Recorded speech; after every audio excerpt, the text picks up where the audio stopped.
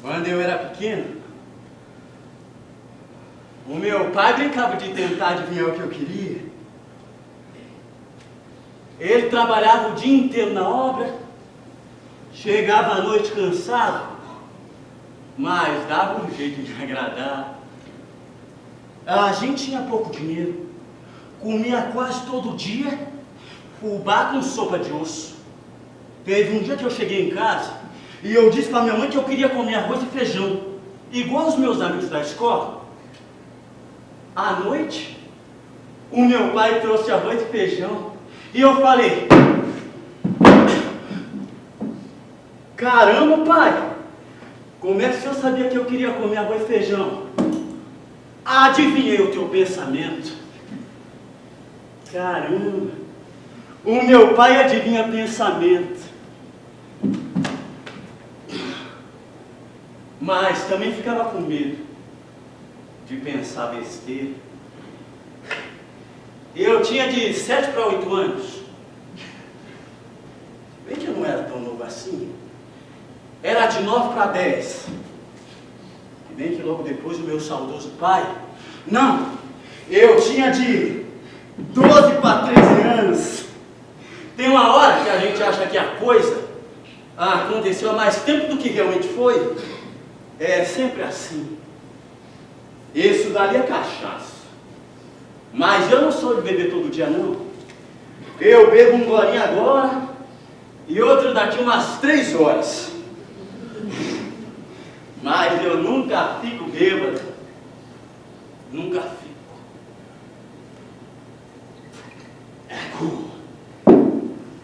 Eu tinha de 12 para 13 anos quando a Lorota morreu. Minha cachorra.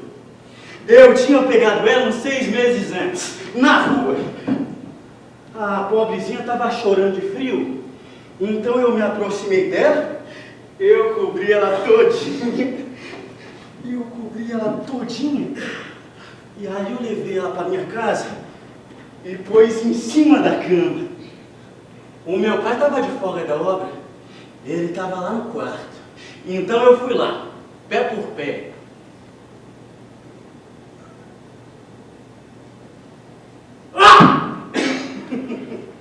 Não dava para saber que ele estava dormindo, porque ele estava deitado, virado para o lado de lá e não para o lado de cá. Ele levou um susto quando eu dei um abraço nele. E olha que estava começando o repórter esportivo no rádio. Mas ele gostou do abraço. Ele nem brigou comigo. O meu pai.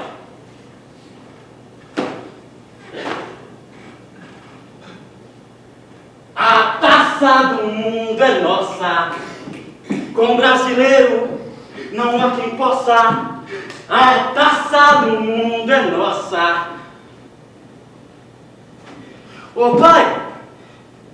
Pai? Eu peguei uma cachorrinha na rua, Lorota. Eu fiquei todo bobo, porque eu achei que meu pai tinha adivinhado meu pensamento. eu queria um nome diferentão pra cachorra. E eu tinha gostado muito de lorota. Já passou 3 horas? O pai me bateu muito quando soube que lorota era de verdade. Ô Kim! Ô Kim, vem cá! Não foge não, Mark! Vem aqui! O que é isso aqui, Kim? Ó! Se secar vai ser pior! O que é isso aqui, Kim? O que é isso aqui, Kim? O que é isso aqui? Por que você faz eu fazer isso com você? A gente mal tem comida pra gente! Eu só fui saber que lorota era mentira quando minha mãe chegou e me explicou essa palavra. Eu não conhecia o significado. Por fim, o pai deixou a lorota ficar. A mãe disse que ia ajudar a cuidar dela, que ia comprar o sabão de coco para não dar bicho nem sarro, e que nós ia na feira e no lixão para pegar comida para ela. Quando a lorota morreu, eu chorei muito. O meu coração ficou triste e se quebrou. Aí nós enterramos a lorota lá no fundo do quintalzinho de casa. Eu só fazia chorar.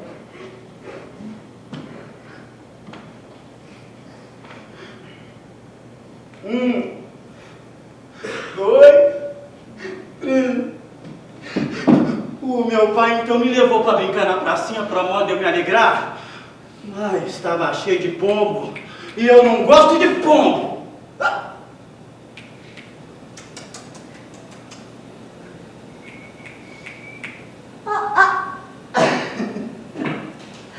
Na volta para casa, eu vi uma cachorrinha dormindo em frente a um terreno abandonado. Eu olhei para o meu pai e disse: ô pai, adivinha o meu pensamento? Ô Kim, ela não vai substituir a lorota. Assim como ninguém vai me substituir quando eu morrer. Ou você vai achar um outro pai.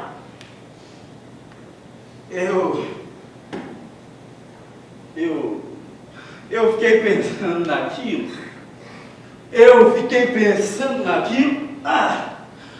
Eu vou beber. Angor, Laroe! Angor, Laroe! Angor, Laroe! Laroe! 6 meses depois, a laje da casa que meu pai estava fazendo caiu em cima dele.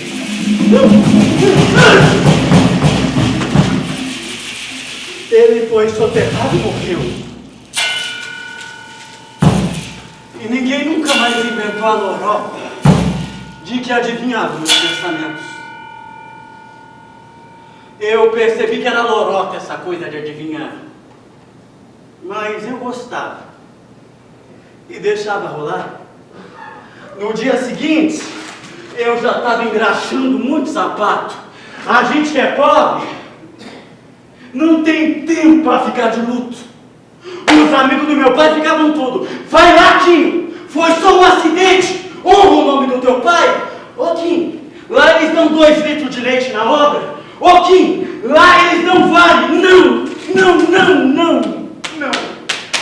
Eu fiquei com medo de morrer igualzinho meu pai.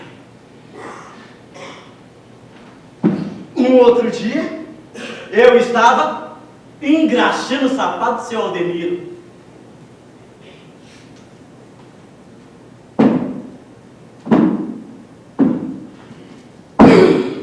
Eu contei umas coisas da minha vida para ele. Não é que ele gostou de mim e me levou para trabalhar na empresa dele, uma distribuidora de doces. Foi nessa época que a chuva levou minha casa. O morro todo veio abaixo. E foi quando meus 3 irmãos morreram todos soterrados. Ô Luquinha, aparece, a mãe tá te chamando. Ô João, aparece, João. Ô Pedro, a mãe tá chorando, não vai.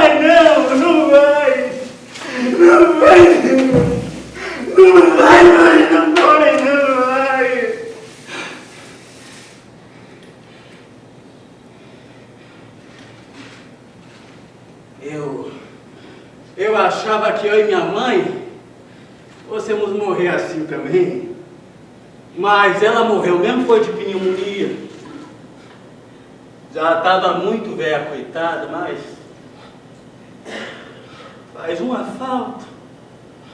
Faz uma falta. Até esse dia eu achava que nós ia morrer soterrado. Eu virava na câmera todo dia.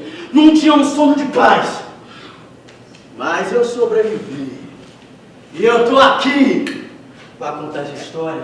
E eu vou tomar só mais um vinho para celebrar.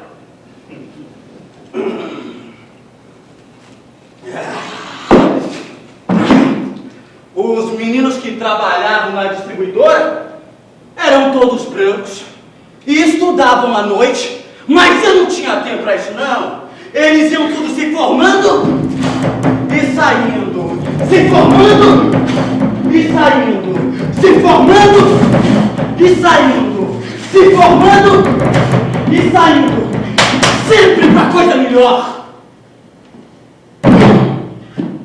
Eu dei um jeito e voltei a estudar também e me formei.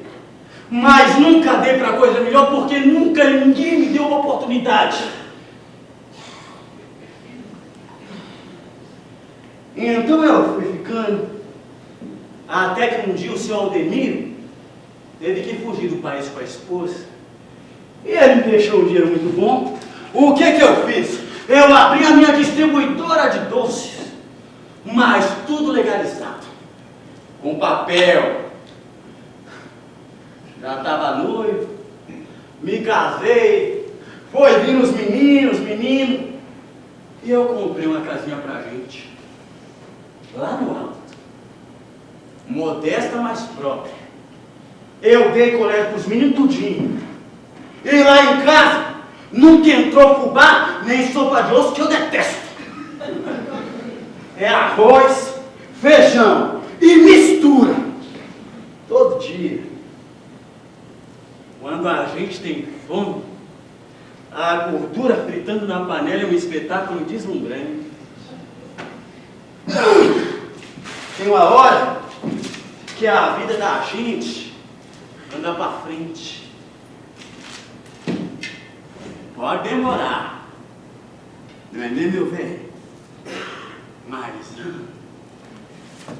bastante relevante, sobretudo na atualidade, em que nós vemos todo o questionamento que tem sido levantado pelas mulheres negras em relação à sua condição de subordinação nessa sociedade. Homens e mulheres negros compartilham a questão da negritude, aquilo que alguns autores chamam de uma identidade estigmatizada, que nós precisamos ressignificar. E é com muita satisfação, com muito respeito, que eu vejo agora crescerem esses movimentos liderados por mulheres, como Empoderamento Crespo e tantos outros coletivos em universidades. As mulheres negras estão assumindo esse papel de liderança e estão fazendo isso muito bem, de maneira que nós vemos hoje essa questão exposta, a presença, sobretudo a presença negra feminina, exposta nas revistas, expostas nos jornais, nos meios de comunicação, sem falar, evidentemente, nas redes sociais. Então, isso significa um avanço, mas é preciso que nós sustentemos esse avanço, que nós apoiemos essa luta e que nós nos posicionemos como homens negros contra a discriminação de gênero. Tchau! Chica! Mañana nos vemos de nuevo. A mí me gustó mucho, mucho mesmo. Gostosa. Besos. Hasta luego.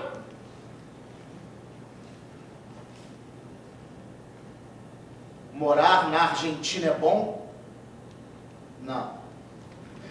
Mas não me resta outra alternativa. Aqui eu me chamo Luiz Hernandes Gonzalez, mas todo mundo me conhece como Senhor Gonzalez. Eu estou aqui há quase 30 anos, mas não foi fácil me acostumar com tudo isso. Hoje, se alguém me chama de Aldemiro, aí sim eu vou achar estranho. Fui PN, daqueles pau-mandados mesmo, sabe? que achava que bandido bom é bandido morto. Morei no subúrbio, a 2 quadras de uma favela, e me achava o playboyzinho do asfalto. Estudei com os meninos da favela, brincava com eles, ficava ali, ó, no meio deles. Mas quando a gente cresceu, achei melhor fazer amizades mais interessantes, brancas. Matei muito amigo meu.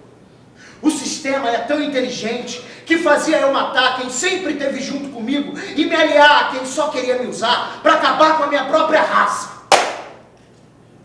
Demorei para entender tudo isso. Tem policial que morre sem nunca entender. Nilza foi quem me abriu o olho. Foi minha 8ª mulher. Uma vez eu chamei ela de morena gostosa. Morena é o caralho! Eu sou a mulher preta! Eu dizia que ela era uma preta abusada. Eu sou uma mulher de atitude. Eu nem entendia porque ela me corrigia, mas também nem perguntava. O meu negócio era levar ela pra cama e tchau! Mas não tinha um sexo com ela que não terminava em palestra.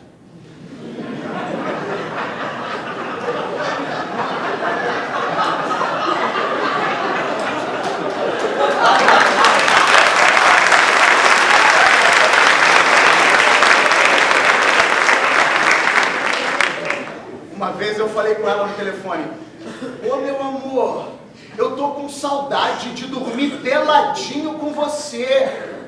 Claro, eu só sou um objeto pro seu desejo. Aposto que na hora de casar, você vai escolher uma mulher branca. Parece até que ela sabia que todas as minhas ex-mulheres eram brancas. Me lembro uma vez que eu amarrei ela numa barra de ferro num motel. Beijei, apertei, apalpei, beijei, apertei, apalpei, beijei, apertei. Não! Minhas ancestrais apanharam muito para ver homem querer me bater.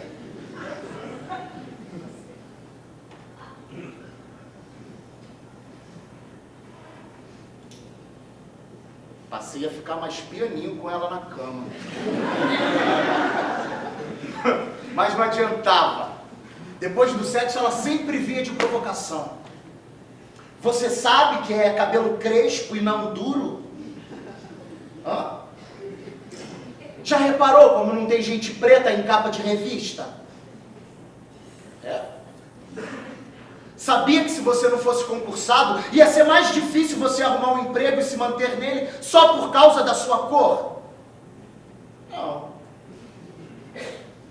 O homem preto é além do que piroca.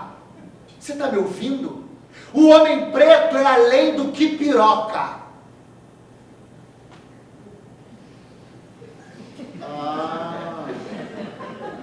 Alguém já te explicou por que a mulher preta não casa? E eu casei com ela, só de raiva. Não, de raiva não. Por aquela ali foi amor de verdade. Eu queria ser alguém na vida, ter dinheiro. Eu decidi entrar para a milícia.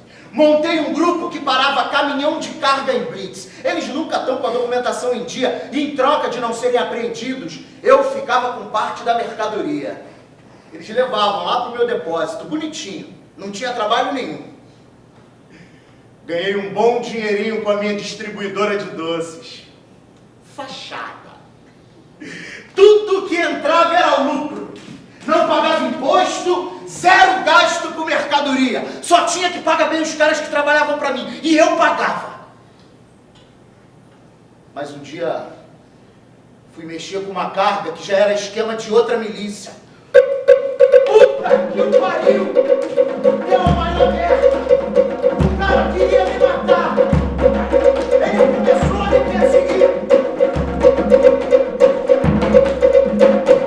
O cara tinha acesso!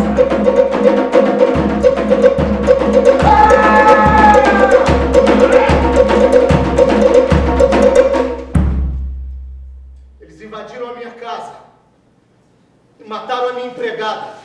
Eles pensaram que era Nilza. Largamos tudo para lá e viemos morar aqui na Argentina sem nada certo.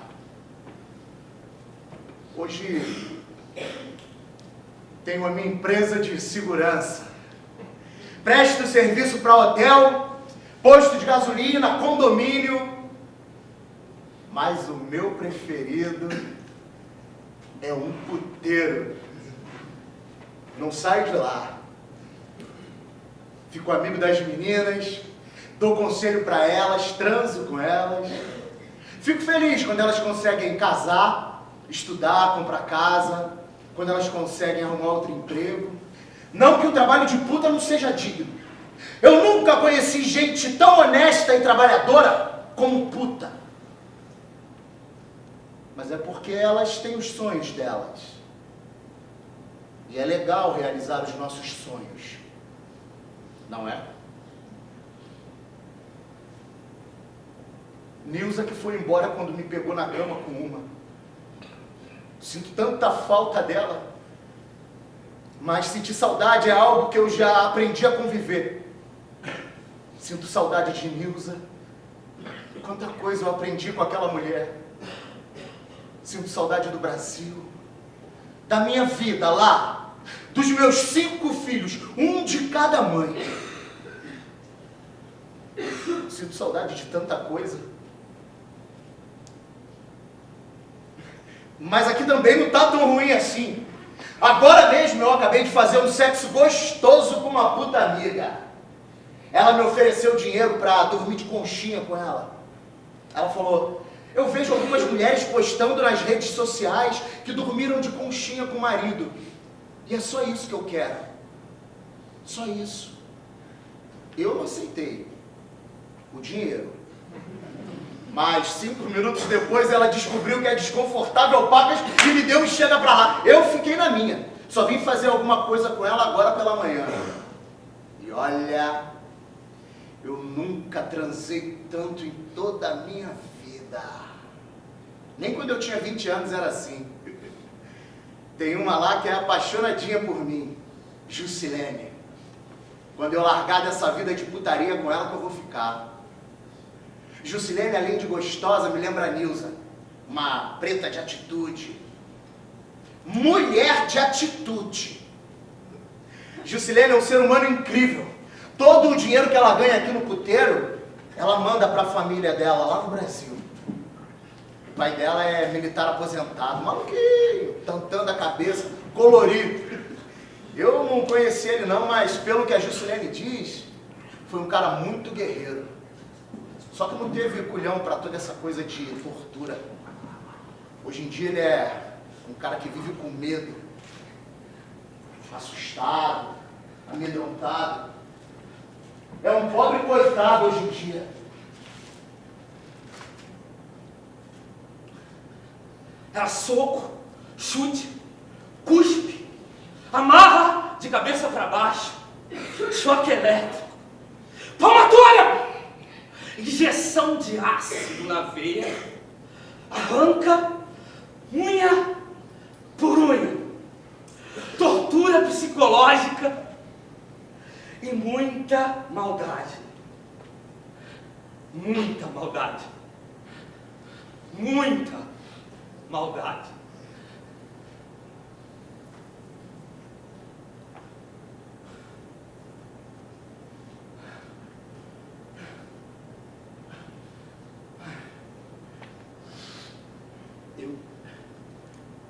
Eu não aguentei 2 anos na ditadura. Eu não tinha sangue para aquilo lá. Quando mandam você atirar contra um alvo, você não pensa se o alvo tem uma história de vida, se ele tem um filho, se ele é filho de alguém, ou se ele trabalha para sobreviver como eu. Você mira contra o alvo sem pensar em nada disso. Um alvo é só um alvo. Um substantivo simples, mas tão complexo. Quando eu passei a ter que torturar gente, eu achava que seria tranquilo.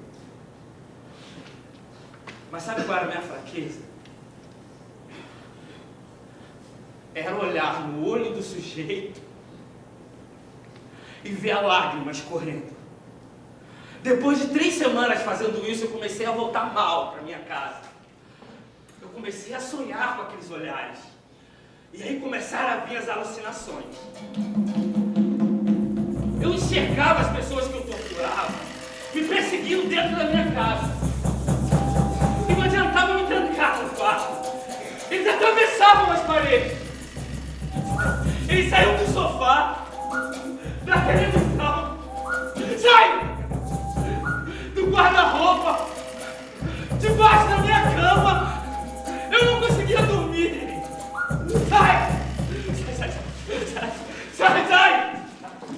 Eu não conseguia ficar parado. Eu precisava correr de um lado para o outro. Eu não conseguia ficar parado. E aí veio um soco, chute, amarra de cabeça para baixo, choque elétrico, palmatória, injeção de ácido na veia, arranca unha por unha, tortura psicológica e muita maldade. Muita maldade! Muita maldade! Não! Não faz isso com a minha mulher. Não faz isso com os meus filhos. Eles não têm nada a ver com... Não!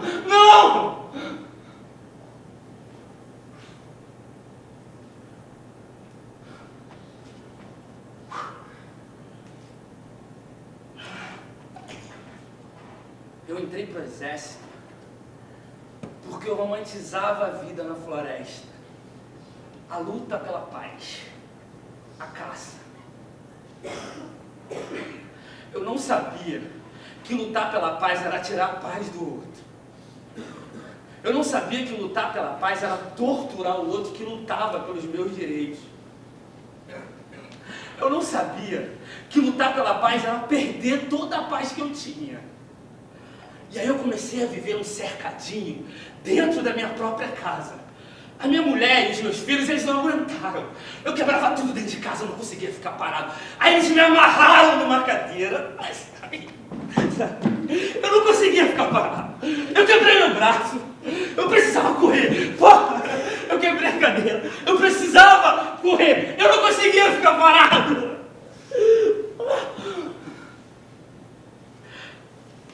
A única coisa que me parava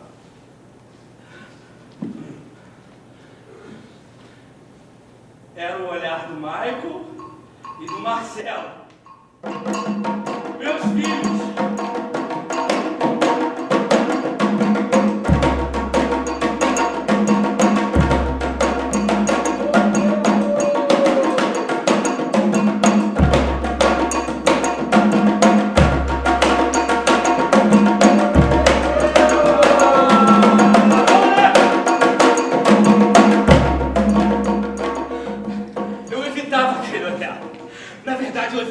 Tipo de olhar.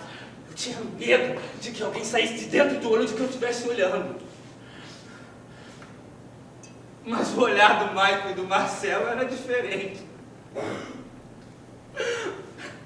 O olhar deles enxergava as minhas angústias. Só o olhar dos meus filhos sabia até quanto tudo aquilo ia durar. E quando eu ia morrer. E aí me deu tanto medo. Do soco, chute, cuspe, amarra de cabeça para baixo, choque elétrico, joga barata no corpo dela e enfia a cobra na xereca dela, afogamento no balde. Fala! Tortura psicológica e muita maldade. Muita maldade! Não! Eu não quero morrer. Será que alguém em cima vai me receber? Será que eu vou pro inferno? Me olha assim, meus filhos. Foi, pai. Eu tô cansado. De quê? Eu amo vocês. A gente também te ama.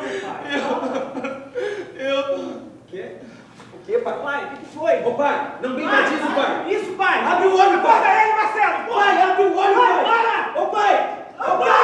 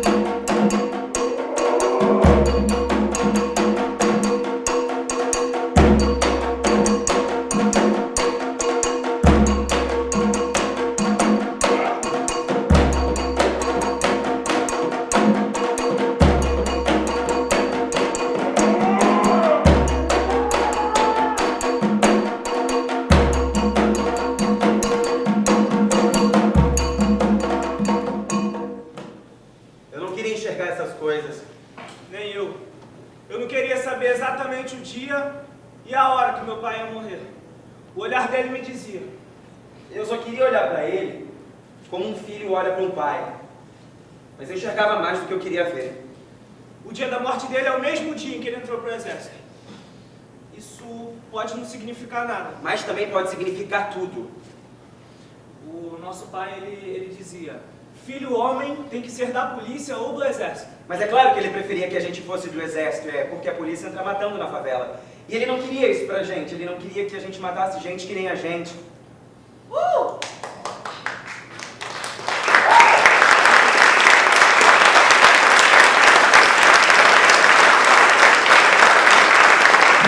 Que isso? Calma aí, senhor! Peraí, Ai, calma aí, senhor! Calma aí, não! Calma aí, a gente é trabalhador! A gente é trabalhador!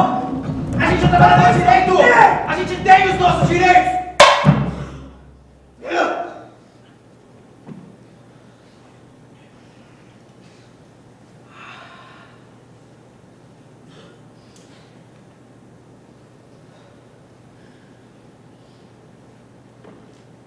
Usar uma farda pro meu pai era estar em segurança.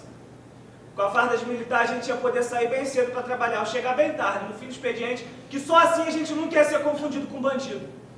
Ele tinha muito medo de perder o filho. Muito medo. E fazia de tudo para evitar isso. A gente não podia brincar na rua. Deus me livre, criança preta correndo. Vão pensar que é assalto. Criança preta não pode correr! Criança preta não pode correr.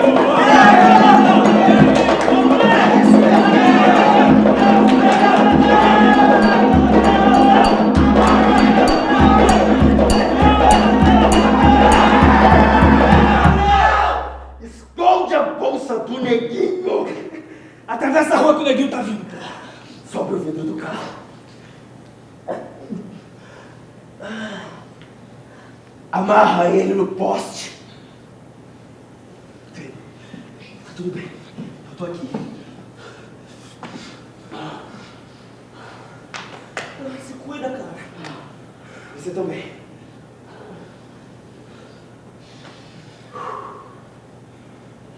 Mas como a gente era 5 irmãos, a gente nem precisava de amigo. Brincávamos os 5 dentro de casa. Não vem, não, velho. Quer?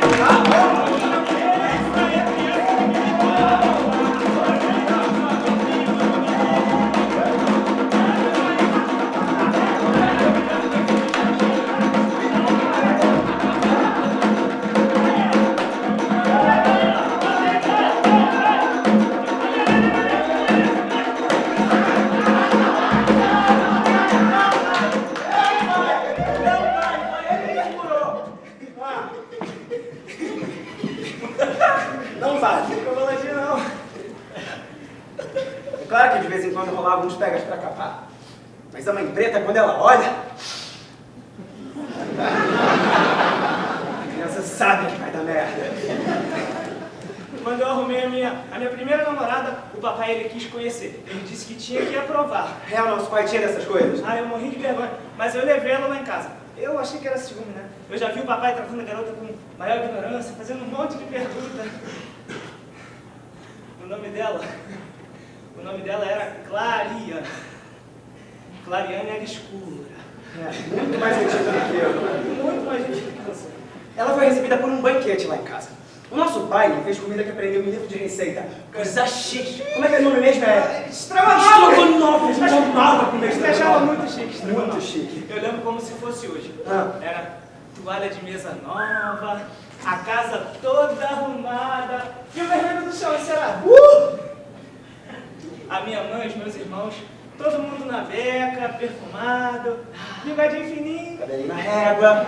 Eu estranhei aquilo, mas eu gostei. Eu queria trocar de namorada toda semana só pra poder comer.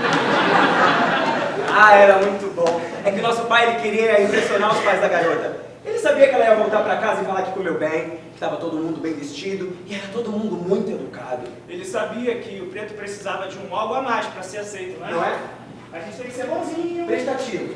tem que falar mansinho, Ser pacífico. tem que ser inteligente, De família. de família. É quase um... Ele é preto, mas é limpinho, sabe? Preto de alma branca. Eu fui entender o banquete que meu pai fez com a Clariane quando a gente foi num batizado da prima dela. O resto da família dela ainda não me conhecia. Era todo mundo preto, mas a maioria ou namorava ou era casado com branco. Sabe essa galera que fala que o amor não tem cor? Eles não sabem que isso é construção social. Ih, tá me gritando, moleque.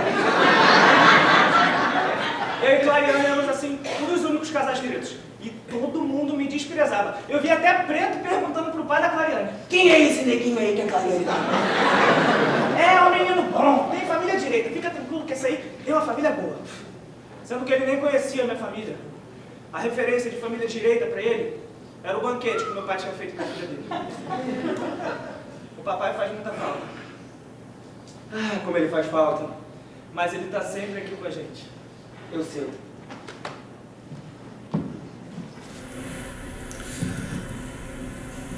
Meu nome é Leonardo Peçanha, eu tenho 38 anos, sou professor, pesquisador, ativista transfeminista negro das transmasculinidades. Ou seja, ao nascer, eu fui atribuído no gênero feminino, mas me identifico com o gênero masculino. Por isso eu sou um homem trans.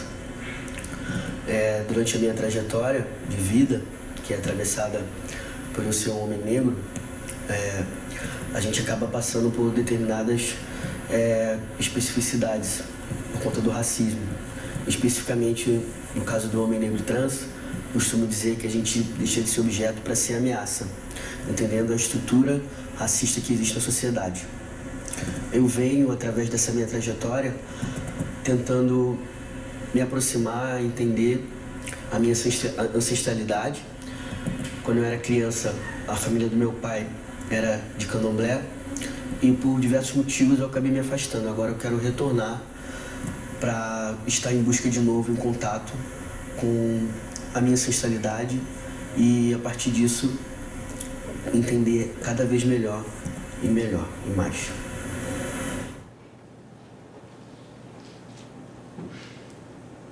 Eu sempre quis estudar medicina. Meu sonho era vestir um jaleco branco e ficar correndo e correndo, de um lado pro outro do hospital, salvando vida. Eu amo ver série médica. Sabe, House? Sob pressão.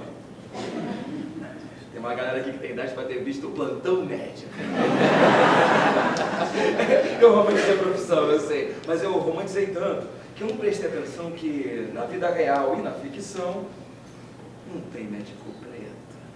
Quando tem é um, e olhe lá. Já os enfermeiros sim, mas normalmente são uns pretos de pele bem clara, sabe? E os faxineiros? Você consegue imaginar como é que são os faxineiros? Eu estudei enfermagem.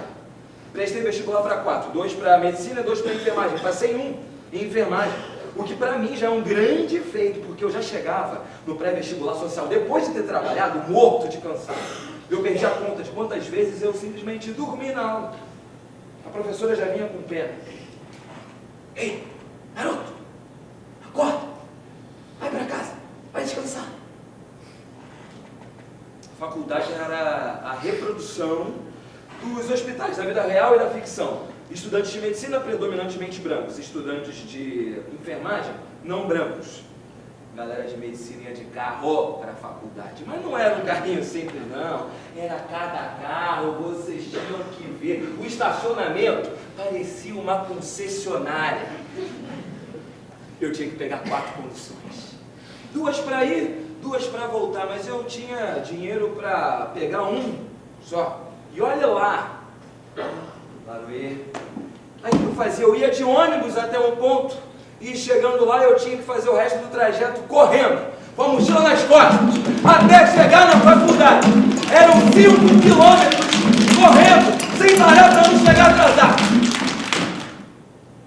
Chegava lá, assistia a aula, passava quase o dia inteiro, não tinha o que comer porque eu não tinha dinheiro, então ia no bebedouro, bebia água para disfarçar a fome, e aí quando acabava a aula, era a mesma coisa até o ponto de volta. 5 quilômetros correndo, depois de ter trabalhado e estudado aquele dia inteiro. Hora do rush, pegava um ônibus no ponto, lotado, até que...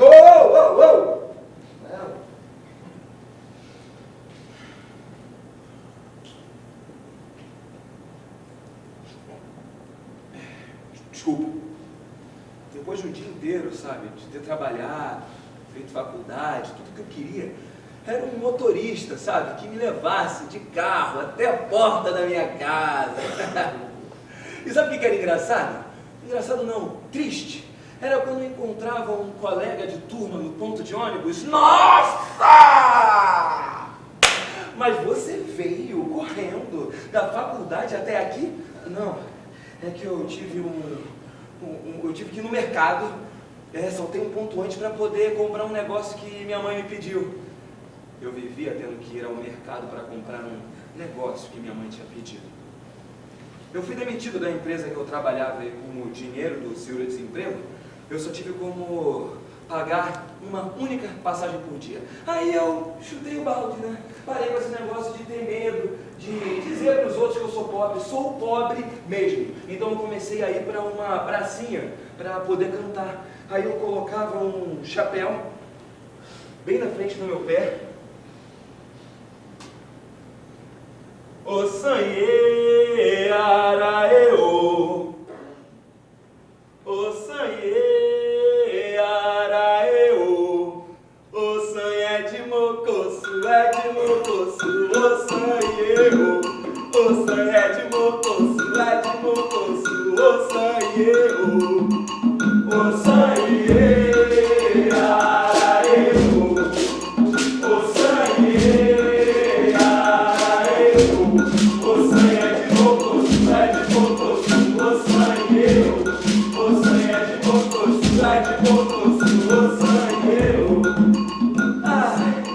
Eu ficava lá, cantando, até conseguir o dinheiro da passagem daquele dia. Quando eu conseguia, eu só terminava de cantar aquela música, aí eu partia. Mas tem gente que é maldosa, né?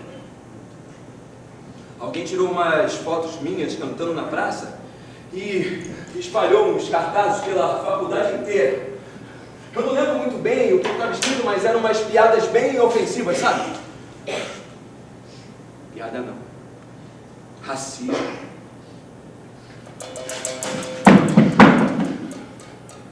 Osvaldo, seu macaco cantor.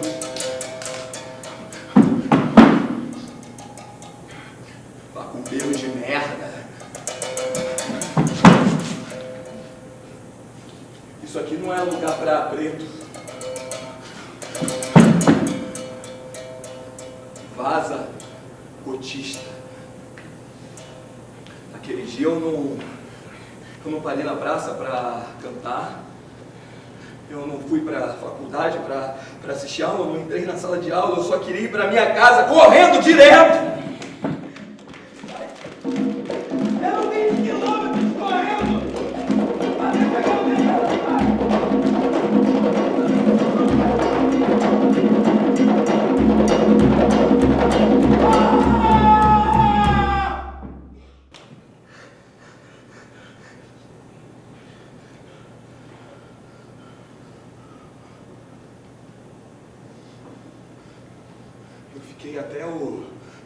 semestre sem ir para a faculdade. Foram 3 meses trancado dentro do meu quarto, deprimido. Quase sem comer, muitas vezes sem tomar banho. Eu desliguei o celular porque eu não queria falar com ninguém! Eu decidi que eu ia tomar uns remédios, eu sabia exatamente o que eu tinha que tomar. Um tio meu, ele já se suicidou. Então eu pensei, eu vou numa farmácia de shopping. Porque se eu for numa farmácia de rua, eu posso chamar muita atenção. Aí eu cheguei lá no shopping e quem é que eu encontrei? Um professor meu da faculdade. O que eu mais gostava. Seu Nilton. Preto como eu.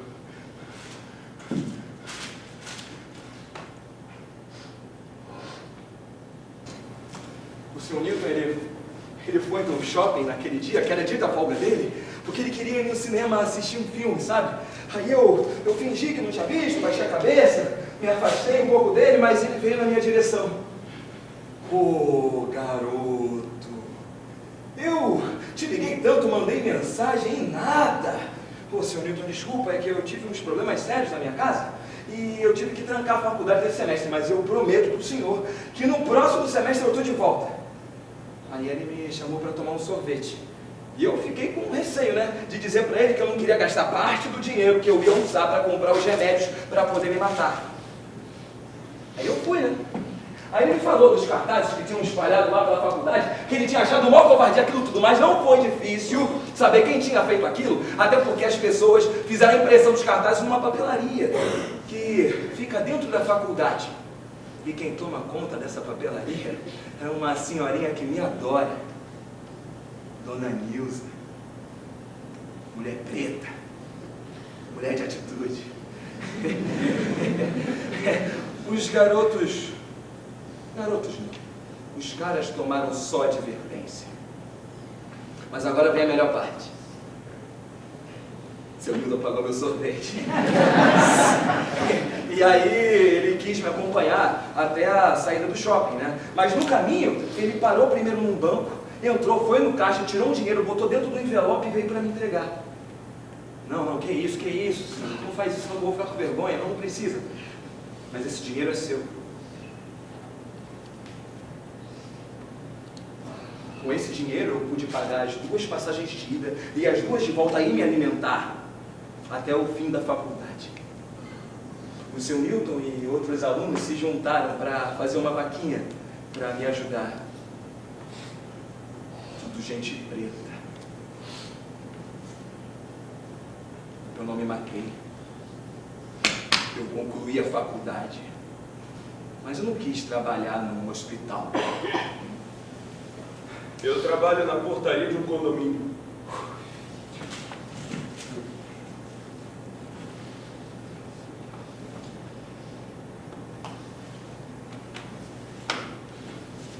O seu Mário e o seu Marcelo, eles são os moradores mais legais do condomínio. Eles me chamam de irmão. E aí, irmão? Tudo certo, irmão? A família dele é toda legal, assim, que nem ele, sabe? Devem ter sido muito bem criados. Boa criação faz diferença. Olha, não tem uma festa de aniversário que eles vão que não trazem um pratinho de bolo pra mim, sabe? Ou esses docinhos de festa, um salgadinho, bem casado.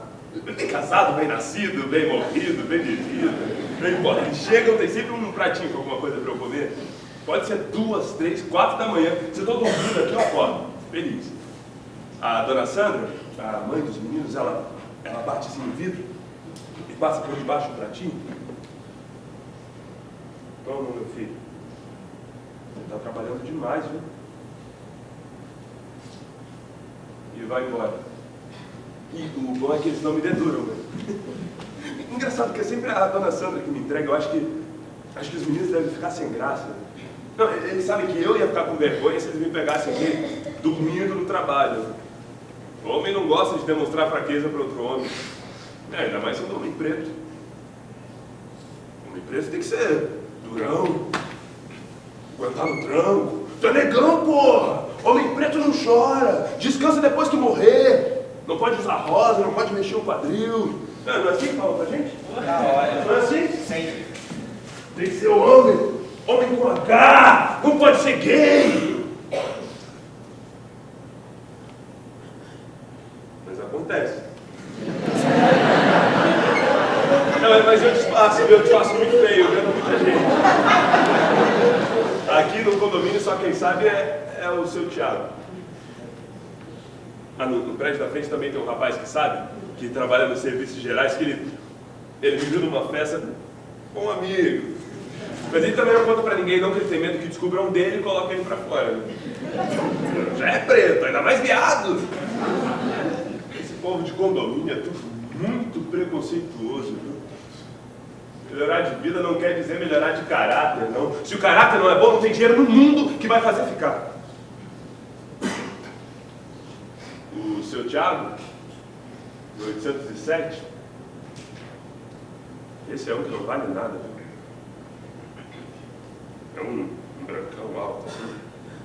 Ele mora com o seu Frederico. Esse é um cara bom. Bom mesmo. Eles são marido e marido. Mas só eu sei. Eles fingem que são só amigos que dividem apartamento. Até eles têm medo dos julgamentos desse povo. Mas eu sei de tudo.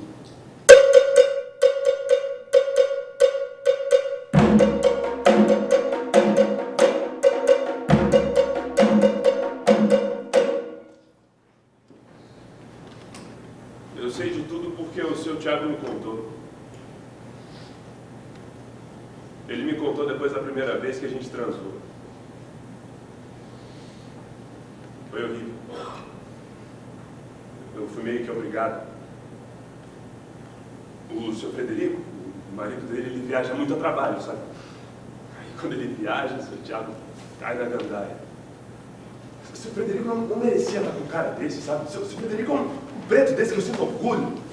Pô, o cara se formou em economia, trabalha com compra e venda de ação, o cara venceu na vida. Eu não sei porque que ele faz essas viagens todas, não, mas quando eu vejo ele assim, chegando de mala, na portaria, eu já sei que vai sobrar pra mim. A primeira vez que eu transei com o seu Thiago foi isso. Ele chegou de uma festa, eu tava com a cabeça escorada assim no braço, eu tava tirando um cochilo, eu sei que não pode. Ele chegou de madrugada, tonto.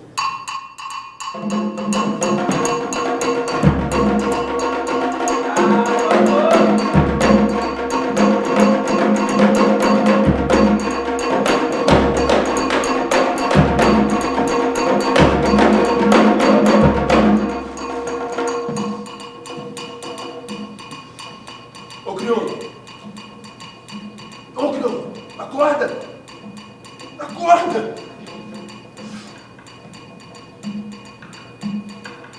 Eu filmei.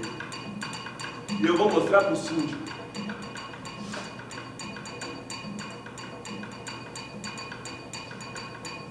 Me chupa. Eu implorei pra ele. Seu Thiago, peraí. Eu tava só tirando um cochilo. Eu preciso desse emprego, eu não posso ver esse emprego.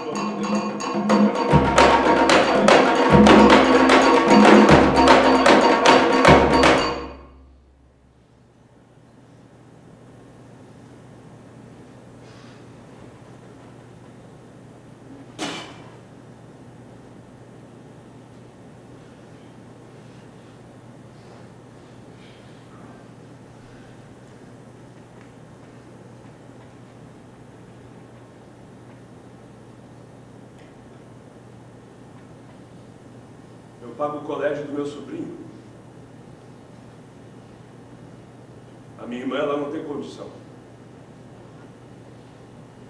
Eu invisto no garoto. Eu quero que ele seja gente. Mais do que eu. Foi por isso que eu transei com o seu Thiago, foi para não perder o meu emprego. Eu pensei em contar para o seu Frederico que ele não merecia um monstro desse, sabe? Eu ameacei o seu Thiago. Eu ameacei, eu ia contar pra todo mundo. Eu falei que ia contar pra todo mundo que eles eram marido. Sabe o que ele disse? Conta. Conta. Eu tenho dinheiro suficiente pra conseguir um apartamento melhor, um condomínio ainda melhor. E assim, ó, do dia pra noite. E você? Consegue outro emprego com essa facilidade?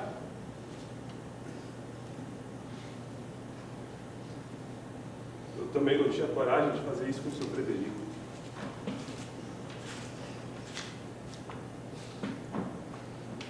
oferecia era que para ele eu sou só um porteiro.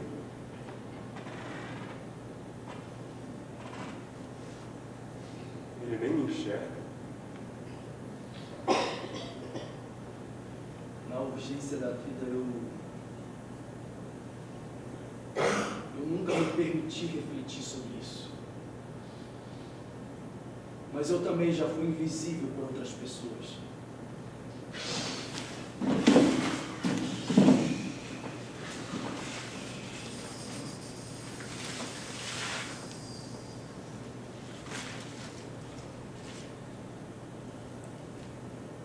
A minha mãe sempre dizia que eu não tinha escolha. Que sempre que eu saísse pela porta de casa, eu tinha que ser o melhor. Eu precisava ser o melhor. E para isso, eu tinha que trabalhar 2 vezes mais que os outros, eu tinha que ser mais inteligente, estudar mais, estar mais arrumado, mais simpático, mais cheiroso, ser mais cordial, mais pacífico. E é impressionante que a vida sempre me mostrou isso na prática. Eu lembro do meu primeiro emprego. Eu tava todo pimpão, né? Todo felizão, primeiro emprego, sabe? Vou ter um salário, pô, vou comer no McDonald's todo dia. E eu lembro que quando eu recebi meu salário pela primeira vez, eu vi que McDonald's não dava para ser todo dia. Mas tinha uma coisa que era lei para mim. Era eu comprar o meu boné de abarreta. Nossa, eu era apaixonado por aqueles bonés, assim, era lei, eu recebia e eu comprava um boné, era um por mês. Só que eu tinha tanta paixão por aqueles bonés, tanto ciúme, que eu não conseguia usar. Eu comprava o boné e guardava no armário. E eu tinha lá minha coleção de boné de abarreta. Eu lembro que eu tinha maior vontade de fazer que nem nos filmes, sabe? Pegar meu salário todo, assim, de um mês, chamar a rapaziada toda pra praça, chega aí, geral! Chega assim, todo grandão mesmo. Chega assim, aí, rapaziada, aí, ó! Rodada de podrão por minha conta, hein? Toma Guaraviton! Quer Coca-Cola? Vai Coca-Cola! Eu tinha maior vontade de estourar assim, a Coca-Cola de 2 litros, que nem champanhe, tá ligado? Imitar o Ayrton, mano. Só que nessa época eu já estava trabalhando muito, então eu acordava muito cedo, eu acordava 4 horas da manhã, eu chegava cansado e eu não saía mais pra rua pra ficar com a galera. Eu lembro que toda noite a rapaziada lá no portão me chamava. Posso não, irmão. Vou trabalhar. Eu lembro que eu ia dormir com o meu uniforme dobradinho do lado da cama, a minha marmita já na bolsa, certinha. E 6 horas da manhã eu estava lá no trabalho em ponto. Eu nunca me atrasei. Eu era aquele tipo de funcionário pau para toda obra, sabe? Eu fazia o meu serviço, eu fazia o serviço dos outros, ficava até depois da hora e não cobrava hora extra. Era legal com todo mundo me adorava. Só que eu comecei a perceber que as pessoas que começaram a trabalhar bem depois de mim, eu comecei a perceber que as pessoas recebiam um aumento. E eu não. Eu continuava sendo adorado por todo mundo. Era Frederico pra cima, Frederico pra baixo. Eu comecei a perceber que essas pessoas, elas eram promovidas, e gente com muito menos capacidade do que eu. E de alguma forma, eu sabia que o problema estava comigo. Só que eu nunca parei para fazer uma análise crítica sobre isso, porque eu estava me matando de trabalhar, tentando ser melhor que os outros. Então eu trabalhava e estudava. Aí eu me matriculei na faculdade pública, e aí eu passei na faculdade pública, eu fui o primeiro da minha família, e aí eu me formei, aí eu fui promovido, e aí eu comprei um carro vermelho. Meu sonho era ter um carro vermelho, e aí eu me mudei, fui morar perto da praia. Aí eu viajei, fiz minha primeira viagem de avião, e eu fiz MBA, mestrado, doutorado, e eu viajei para fora do país. Eu carimbei meu passaporte! Eu tenho passaporte, porra! Eu conquistei um bom patamar! Trabalhando 3 vezes mais que os outros, mas eu consegui! E na urgência da vida, a gente acaba ficando com o olhar um pouco viciado. E na pressa de querer chegar lá em cima, eu acabei não olhando para o que ficou lá embaixo. E o Valdo estava lá embaixo.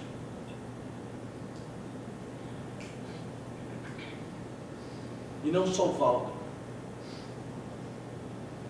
A minha mãe também. A minha mãe que sempre dizia para eu não parar nem para respirar. A minha mãe que dizia, ela dizia: Frederico, eu quero que você tenha tudo aquilo que eu não tive oportunidade de ter, meu filho. Eu vou fazer o que for possível para que você, Frederico, possa estudar. Eu me mato de trabalhar, eu esqueço de mim, para que você seja alguém na vida. Eu estou aqui, Frederico. Eu sou a sua base. E eu não trouxe a minha mãe comigo para a minha vida. E a minha mãe continua lá embaixo. Hoje em dia a gente mal se fala pelo telefone. E ela não condiz mais com a minha realidade, não adianta que nem eu com a dela. Eu não tive tempo de ser generoso com a minha própria mãe. E não só minha mãe, sabe? Meus amigos do subúrbio também, eu esqueci tudo. Eu consegui esquecer tudo. Eu consegui esquecer o churrasco na casa do meu pai. Eu lembro que ele tocava cavaquinho, ele e os amigos deles. Era samba a tarde toda, criança correndo. Eu esqueci o baralho na casa da tia, o dia de São Cosme e Damião. Eu consegui esquecer o dia de São Cosme e Damião. Era o dia que eu mais amava. Eu acordava cedo, sabe? Eu botava uma mochila nas costas, botava uma blusa extra. Eu lembro que eu pegava doce, dava a volta na fila, trocava de roupa rapidinho e pegava doce de novo. Ainda inventava que tinha um irmão doente em casa. Eu lembro que eu passava o resto do ano inteiro tomando remédio para verme. Eu consegui esquecer dezembro, época de pipa. Nosso céu era lindo, era cheio de pipa. Eu na laje com meus primos. Lembro lá onde eu morava tinha um pipeiro chamado Minhoca, mano. Eu quando tinha a pipa do Minhoca, eu era Deus, meu irmão. Foi embora! Eu consegui esquecer a meinha que eu fazia atrás da igreja. Eu era o rei do troca-troca. Eu lembro que tinha aquela coisa assim: vai você primeiro, depois vou eu. Como eu queria ser o melhor, eu ia primeiro, vamos lá. Eu esqueci a minha história.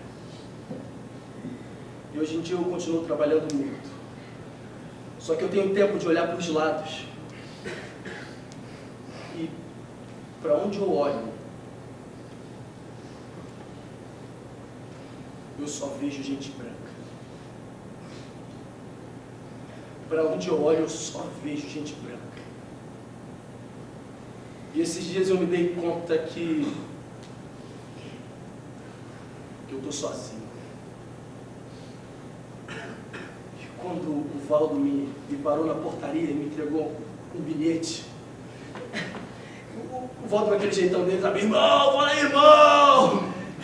Ele me entregou o bilhete e no bilhete o Valdo estava se declarando para mim. E ele pedia perdão por se declarar para um homem casado.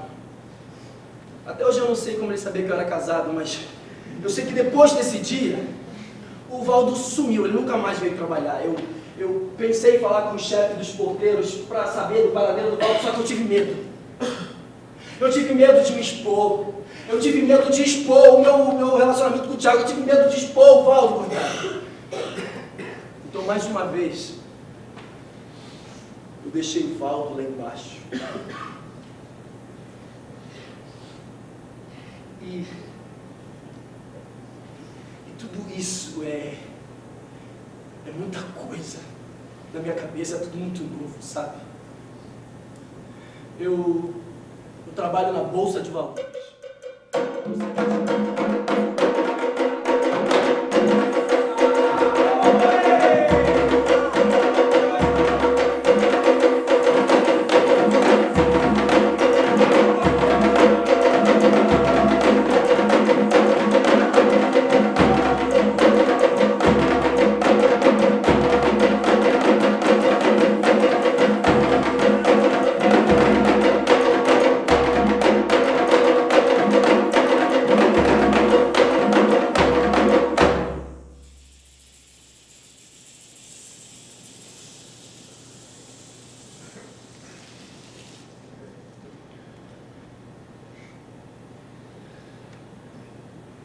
E é como se eu me matasse um pouco a cada dia.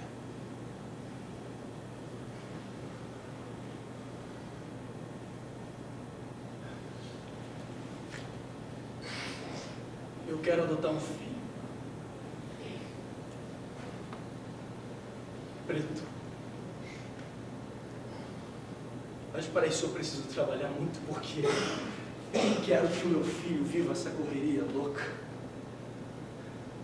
Eu quero que o meu filho possa ter tempo de olhar lá para baixo. Não.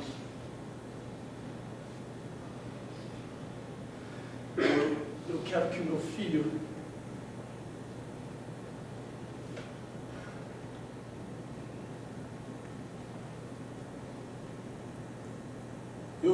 meu filho possa estar com os seus.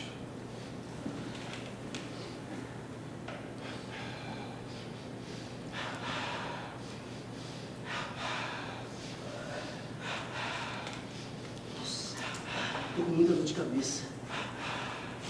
Vai passar. Muito trabalho, muito trabalho. Impressionante.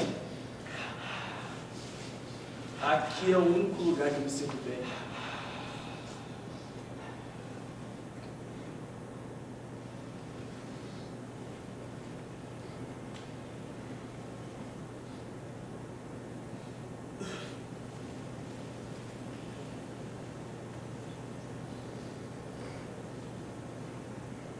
Peregum alaotitum, peregum alaotitum, baba peregum alaossé, peregum alaotitum, peregum alaotitum, peregum alaotitum,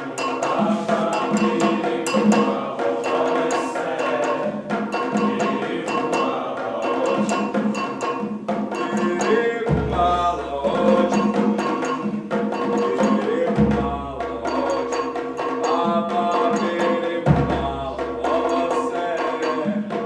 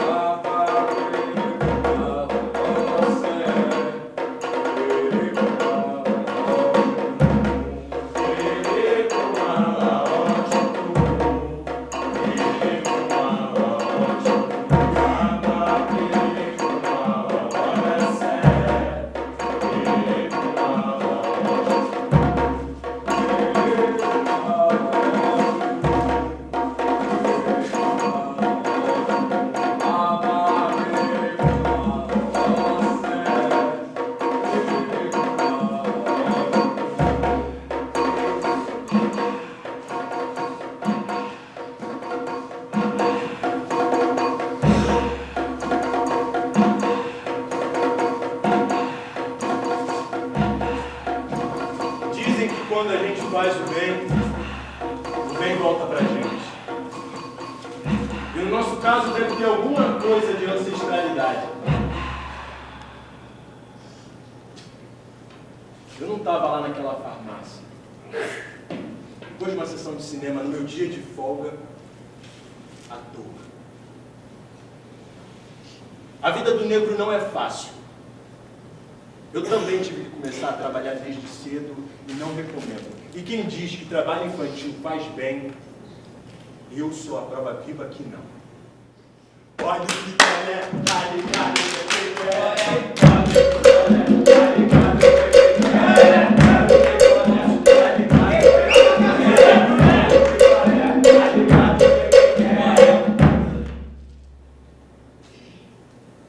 Comecei a trabalhar na praia com 8 anos. Era horrível.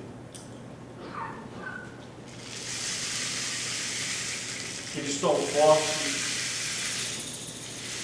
areia quente, no final da tarde um frio. Tomei muito calote.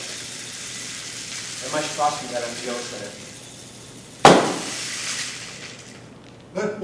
Ô menino, hein? Eu quero comprar esses 2 picolés aí, porque eu tô sem dinheiro aqui agora. Hein? Vamos lá em casa pegar rapidinho? Hein, moleque?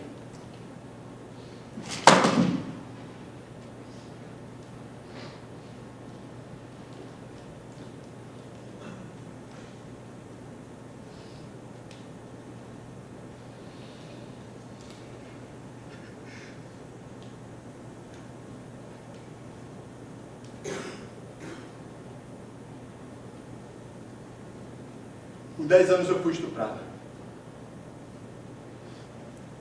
Fiquei sem picolé, sem isopor. Ainda fui abusado por aquele filho da puta!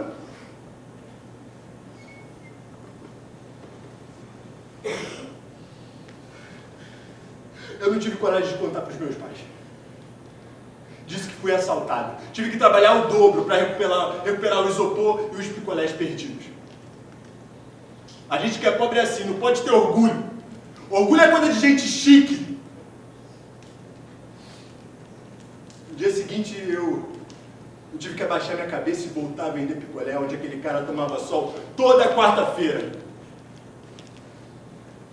Às vezes eu fingia que estava passando mal, mas nem sempre dava.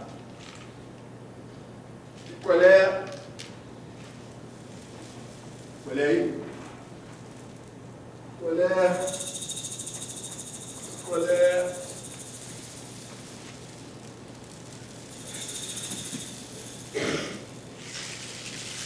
Uma vez eu estava voltando para casa. Praia vazia. Ô, moleque, vem. Ô, moleque, vem aqui. Vem aqui, pô. Vem aqui, moleque. Vem, moleque. Ô. A minha sorte é que apareceu um cara do nada, enfiou-lhe a porrada nele. Eu fiquei travado, né? Não sabia o que fazer. Não sabia. Era tanto chute, soco, chute, soco, chute, soco!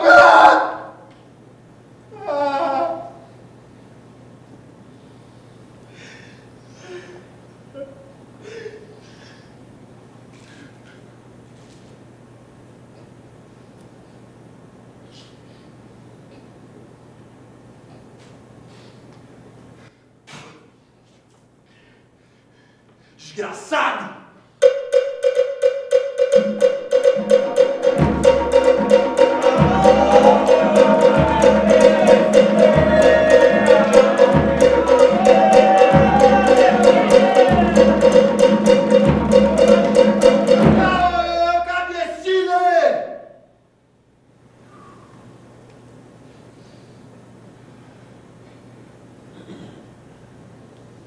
O cara que me salvou era bombeiro aposentado. Hoje ele deve estar bem velho. Seu Euclides. O cara mais incrível que eu já conheci na minha vida. Graças a ele eu comecei a entender a hipersexualização do corpo negro.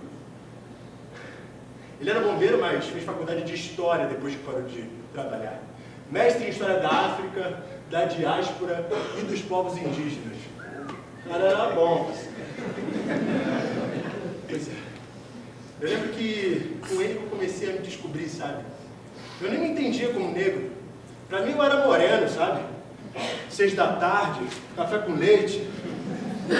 Ah, garoto, tu não é preto não, tu é pardo. Pardo. Uma vez eu era moleque, sabe? Tava voltando da escola, teve uma pesquisa do IBGE, eu escolhi, mas Voltei pra casa encucado assim. Ô, Mãe! Mãe! Mãe, eu sou pardo, né? Garoto, qual é a minha cor? Ah, preto. E a cor do teu pai? Ah, preto. Então qual a tua cor, garoto? Preto. Eu lembro que eu ia voltar, assim, nessa época eu queria deixar o cabelo crescer, sabe? Fazer tipo um moicano, aquele arrepiadinho pra cima, tipo o Shark Boy Lava Girl, mas meu pai não deixava. Eu lembro que ele passava Lava Zero. Na minha família não tinha nenhum homem de cabelo grande. Era todo mundo careca igual. E aí foi com o professor Euclides que eu comecei a entender a minha ancestralidade. E aí eu fui entender que na época da escola eu não conseguia completar a minha árvore genealógica. Nem eu, nem os meninos pretos, nem os quase pretos. Quando a gente tentava, ia no máximo até os avós. Só que tinham alguns que não tinham nem pais. Pois é. E aí o professor Euclides me indicou o teste de ancestralidade genética. Eu descobri minha origem pelo DNA. E aí eu fui descobrir que minha árvore genealógica era incompleta porque parte da minha família é do Benin. Era pra eu estar lá uma hora dessas. Se meus ancestrais não tivessem sido escravizados. Imagina como seria tudo diferente. Onde é que será que eu estaria agora? O que será que eu estaria fazendo? Qual seria a minha profissão, hein? Como é que estaria a economia do nosso país? Ou melhor, qual seria o continente de maior potência econômica mundial? Eu resolvi parar de tentar responder essas perguntas todas e fui conhecer o lugar de onde os meus nunca deveriam ter saído. Fui para o Benin.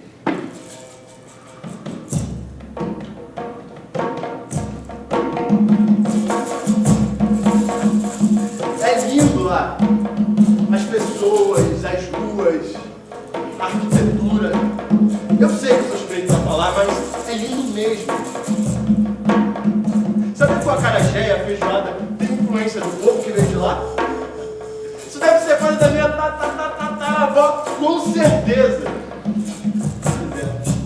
Foi lá que eu aprendi outras formas de medicina. Eu viajo pra lá uma, às vezes 2 vezes no ano.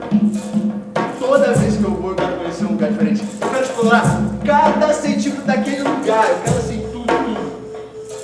Eu quero conhecer pessoas, a música que eles escutam, o teatro que eles fazem. Quero conhecer o tudo.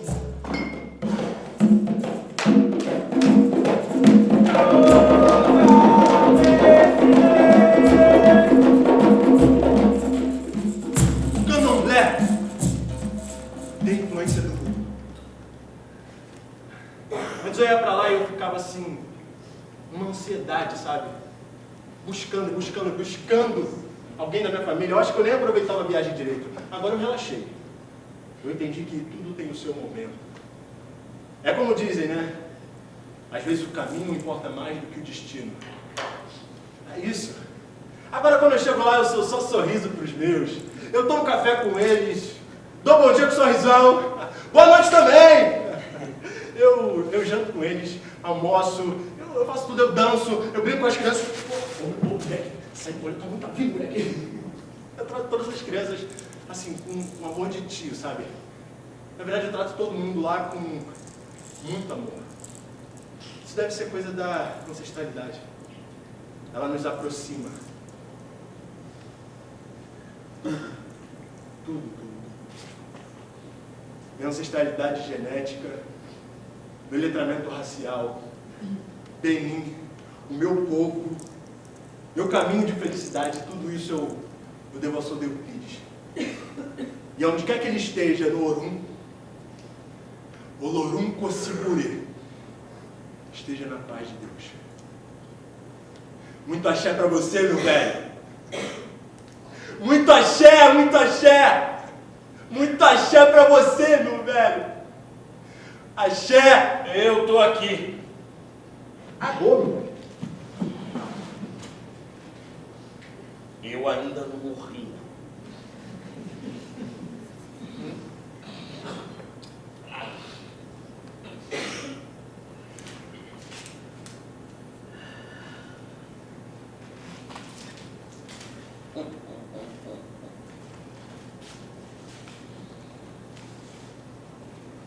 Eu ainda tenho muita história para contar. Mas se eu for contar tudo agora, ninguém sai daqui hoje. Cacuruca eu sou, berengando eu vou, mas não posso morrer.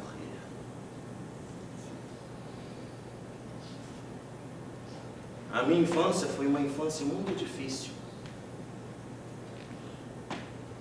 Muito difícil.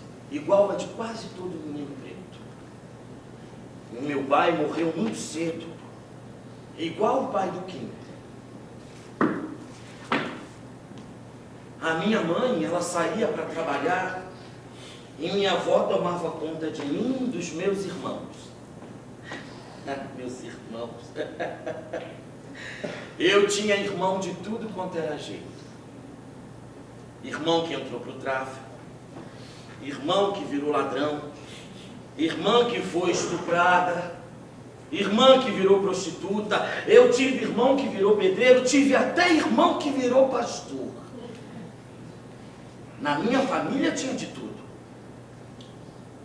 Menos médico, advogado, engenheiro, dentista, arquiteto. Todas essas profissões de quase toda a gente branca. Até porque quando um branco diz que na família dele tem de tudo, ele só cita essas profissões bacanas. Agora, quando um preto diz que na família dele tem de tudo, aí a coisa é bem diferente. Tem de tudo mesmo. Eu fui o único que teve o melhor trabalho. Entrei logo cedo no corpo de bombeiro. Trabalhava e trabalhava. Eu ralava igual um condenado e não era valorizado, não. Eu cheguei até a pensar em entrar para a milícia, igual o Aldemiro. Tudo bem que o meu salário de bombeiro me motivava a fazer besteira, mas eu preferi passar dificuldade e ter a minha paz, porque na minha paz ninguém mexe. Não foi fácil, não. Nem a falta de dinheiro, nem o meu trabalho como bombeiro. Aí eu via cada coisa, meu Deus, sou meu pai. Que se eu não tivesse uma cabeça boa, ou melhor, se eu não tivesse uma boa cabeça, rorirê, eu pirava. Mas eu pirava igualzinho Isaac.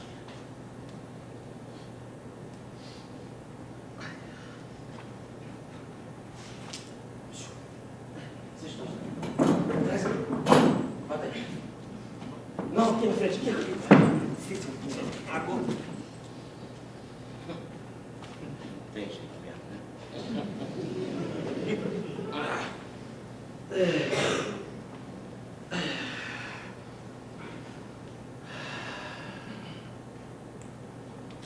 Senta aí. Não, aqui perto.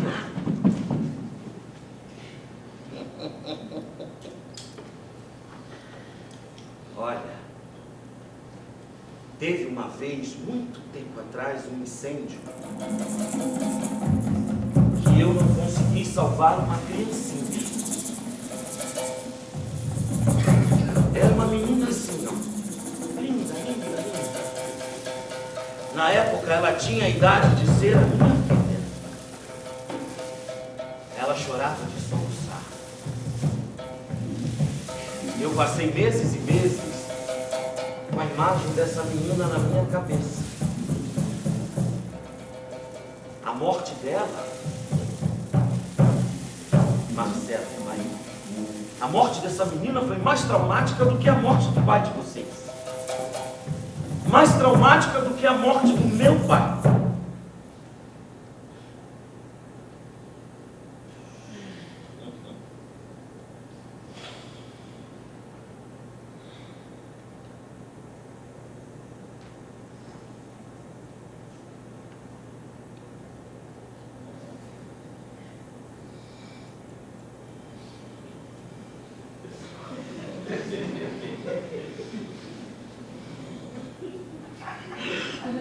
Eu cheguei a dar aula em faculdade logo depois que eu me reformei. Eu passei para o doutorado, mas aí não consegui terminar. Foi quando a minha netinha ficou muito doente, sabe? E aí eu já não tive mais cabeça para terminar. Foram meses e meses tentando descobrir o que eram aquelas dores fortes no corpo dela. Era doença degenerativa. Levamos para tudo quanto era médico. Até para um senhor que fazia uns tratamentos com ervas, iguais a esses que o Oswaldo faz, que por sinal ajudou muito. Porque graças a esse tratamento, a minha netinha viveu, ó, muito mais do que os médicos previam. Eu sou muito grato a esse senhor que ajudou a minha neta. Como era mesmo? O nome dele era... Como era?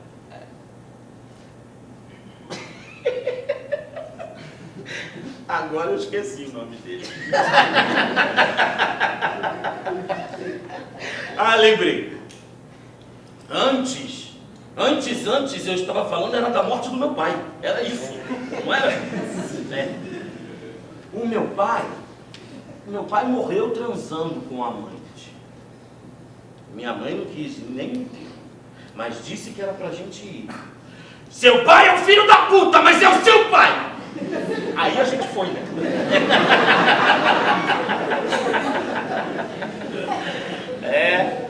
Meu pai era muito bonito e galanteador. Ele era forte assim, alto, igual o Valdo, sabe? Bem forte assim. Bonito. Todas as mulheres ficavam em volta dele igual música. Eu não sei como a minha mãe só foi descobrir os traições do meu pai só depois da morte dele. Todo mundo lá em casa já sabia. Tadinha da minha mãe. Trabalhava e trabalhava. Trabalhava em casa e na casa de família e ainda fazia bocadas pra gente viver. Ela cobrava da gente estudo, mas como não tinha muito tempo de ficar ali em cima, aí ninguém estudava, né? Só eu. Aí eu fiz prova para o concurso público para bom, eu já falei isso, né? Eu tinha essa coisa de querer ser o melhor, sabe? Igualzinho o Frederico. Vivia para estudar e trabalhar. Estudar e trabalhar. Eu sei que depois da morte da minha netinha, eu passei a viajar para tudo quanto era lugar com a minha esposa. Pelo menos 2 vezes no ano a gente ia para algum lugar do Brasil ou do continente africano. Benin, terra do nobre Leão. Eu cheguei uma vez em Benin. Muito bonito lá. Gostei muito de lá. Mas a minha ancestralidade genética, ela é de Angola. Então eu sempre vou preferir viajar para... Benin. Não, rapaz, é Angola. É Angola. Por isso que eu virei jongueiro, ó. Machado! Sem falar no idioma, né? Que lá a língua fala é o português. Aí eu não precisei aprender, né, muito.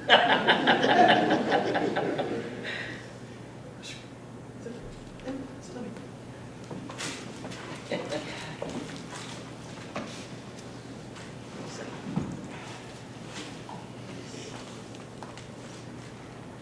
Meus irmãos, a nossa vida é isso aí. É difícil? Muito. E por sermos homens pretos, multiplica isso aí, ó, por 20. Mas é a nossa vida. O negócio é a gente driblar os problemas e as dificuldades que são inúmeros. E tentar fazer algo novo, sabe? Diferente, paralelo a tudo isso. De preferência com os nossos. E para os nossos. Sabe consciência de povo? Sem esquecer da mulher preta. É isso. É isso. Só assim a nossa caminhada ela vai ter mais união, sabe? Ela vai ter empatia.